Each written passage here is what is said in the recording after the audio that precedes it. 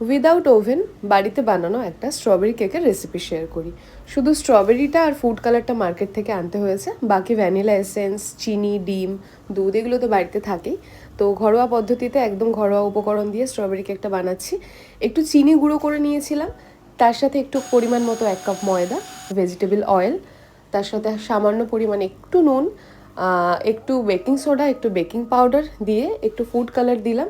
ভালোভাবে ব্যাটার বানিয়ে নিলাম একটা হুইস্ক করে। তারপর ওটাকে বসিয়ে দিলাম, যেরকমটা আপনাদের বলেছিলাম উইদাউট ওভেন বানাবো, তো আমি কড়াইতেই বসিয়েছিলাম।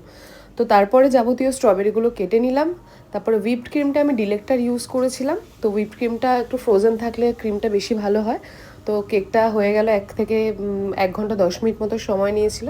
তারপরে কেকটাকে একটু কুল ডাউন করিয়ে ভালো করে মাঝখান থেকে স্লাইস করে কেটে ডেকোরেশন করছিলাম। কেকটা ফ্রস্টিং করেছি, জানি না কেমন হয়েছে, অবশ্যই বলবেন কমেন্টে যদি ভালো হয়ে থাকে।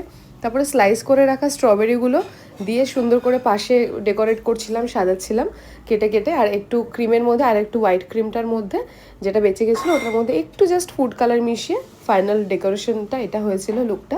অবশ্যই জানাবেন। ওপর থেকে একটু সুগার স্ন্যাপ ছড়িয়ে দিয়েছিলাম।